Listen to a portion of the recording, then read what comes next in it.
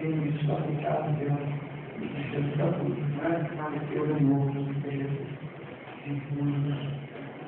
o coletivo. Isso é muito importante porque não deixa simplesmente na mão de um órgão a possibilidade de garantir esse direito que é da sociedade. Porque, na verdade, o ato foi do recurso, praticamente no Brasil todo, dentro das limitações, naturalmente, que nós temos, mas que foi a nova produtora foi o recurso, porque entendeu cumprir a sua missão determinada pela própria Constituição.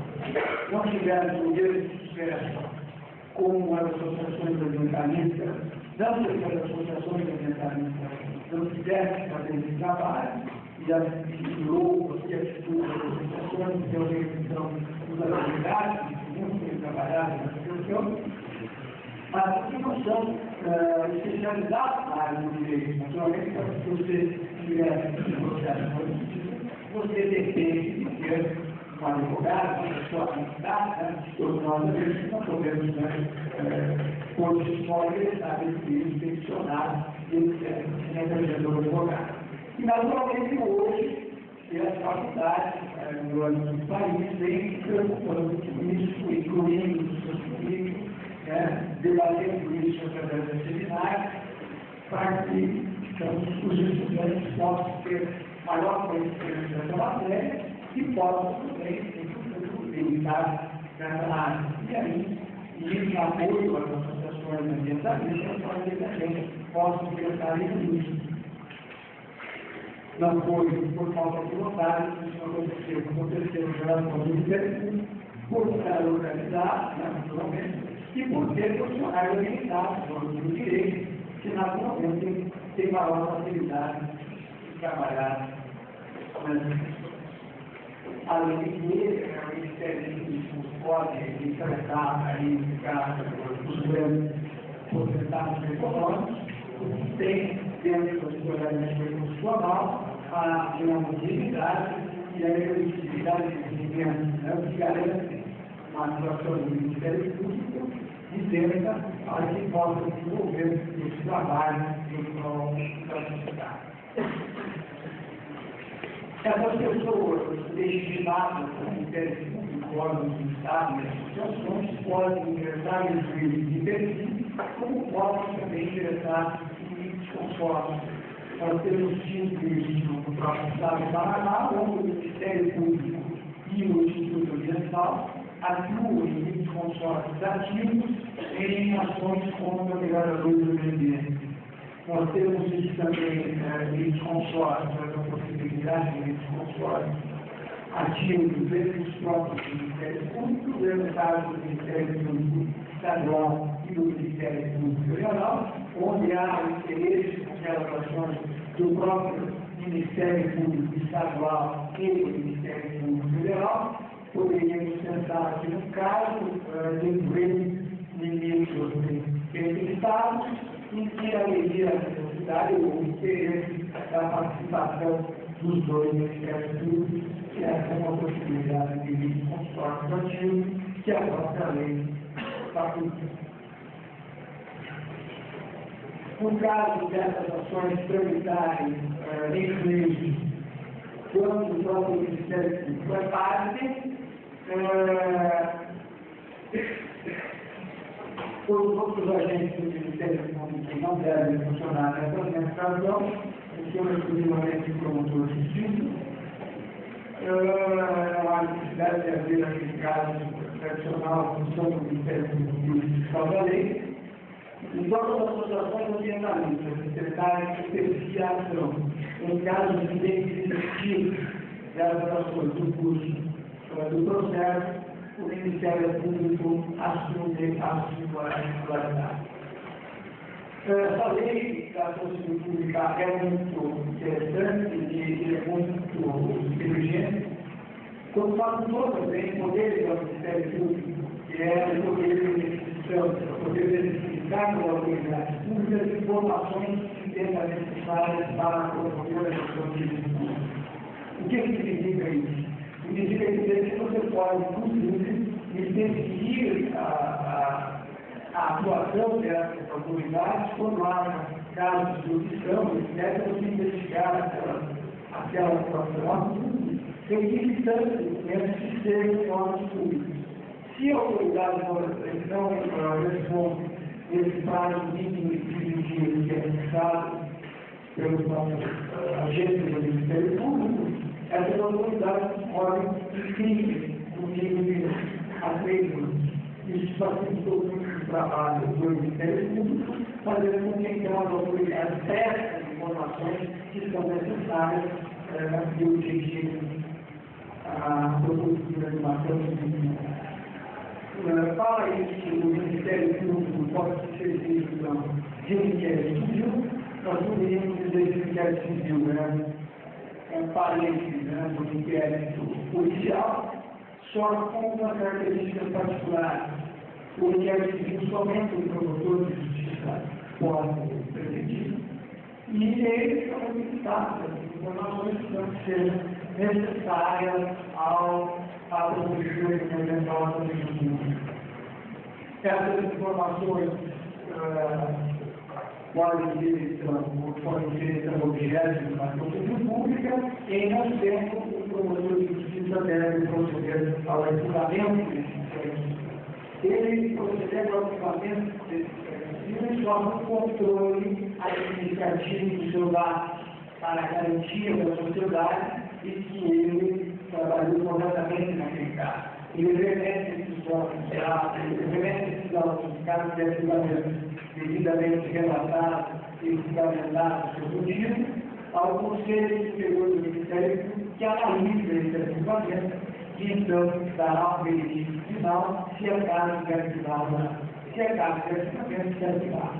Se não for caso de arquivamento, o Procurador-Geral da Justiça tem que um outro promotor, então, que deverá interpor a procedura. No caso de promotor de justiça, não é obrigado a instaurar um inquérito civil, isso é uma faculdade, nos termos da lei, e pode ser isso também em procedimentos administrativos dessa informação que ele requisita da autoridade para formar o seu convencimento e daí então propor uma ação. Esse mesmo exercício pode parar o funcionamento da inicial de uma ação jurídica.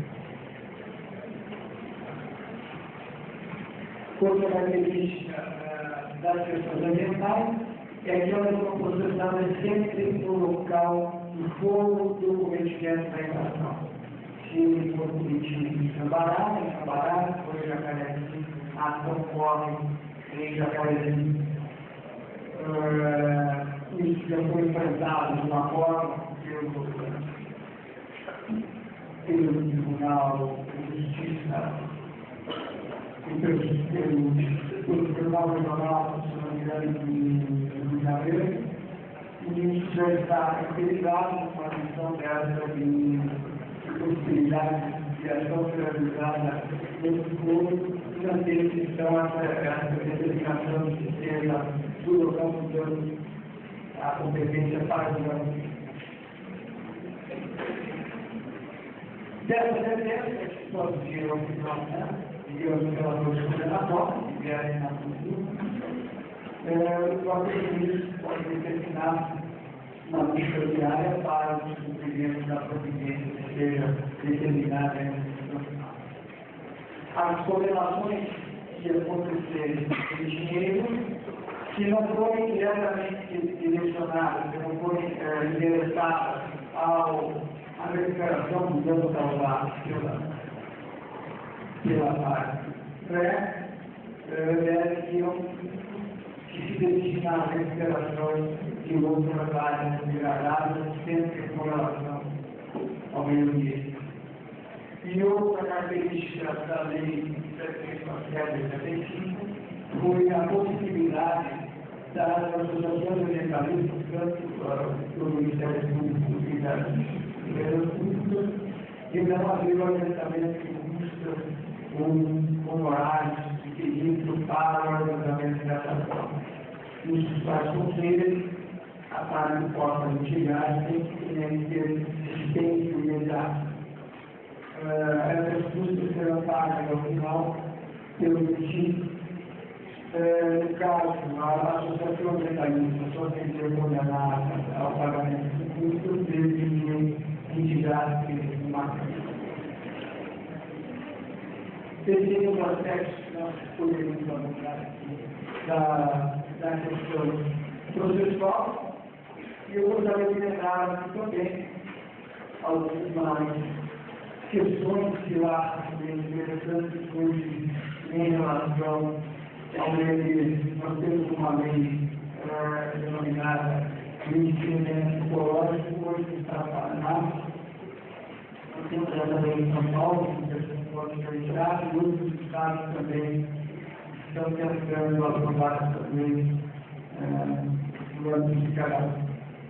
Porque se notou que você criar determinados tecidos ou você criar determinadas situações jurídicas, isso tinha acarretando prejuízos financeiros aos municípios. Então, precisa saber por repartir o ICMS do Estado, junto com os municípios, que tivessem na sua área de atuação, ou parceiros da se quiser, ou, no caso, as unidades de conservação. Essas unidades de conservação são parte áreas de proteção ambiental e, de qualquer forma, não existem o crescimento do município, o município e a utilização do espaço físico do território de cada município. Essa lei é muito interessante porque destina 5% do total da arrecadação do ICMS a esses municípios. Nós tínhamos grandes restrições, por exemplo, no município de Piraquara, que é na Nacional de Abastecimento de Curitiba. Nós temos grandes restrições em Paracetado, que é praticamente, hoje, se pretende praticamente impacto em razão de ligar lá remanescente da Floresta Atlântica, um grande remanescente de biodiversidade, uma reserva de biodiversidade no nosso estado e é do planeta.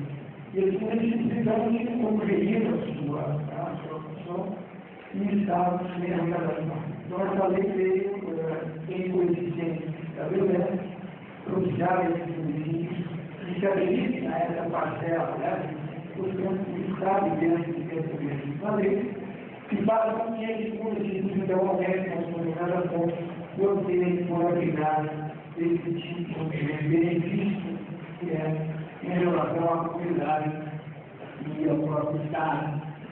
E o resultado disso foi que essas áreas começaram a identificar o Estado. Os municípios começaram a entender, então, tanto por uma busca na lei, e ali vem aquilo que se busca no direito ambiental, que é o equilíbrio, desde a convivência de preservação ambiental, então, aquele denominado movimento autossustentável, evitando que os municípios passassem a criar essas áreas de preservação, das denominadas unidades de conservação, para também se beneficiar desse processo de emergência para o seu município. Essas áreas estão crescendo no estado do Paraná, e isso foi um grande surpresa, como falei, também tem um caráter específico, muito inteligente no seu momento de criação, e faz com que haja ganho daquilo que se preconiza na Constituição, que é efetivamente a qualidade de vida.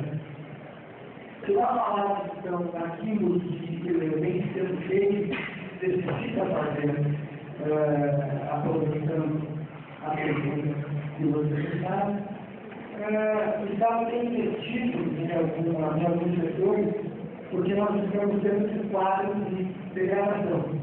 Como eu disse, nós temos muitíssimos remanescentes florestais.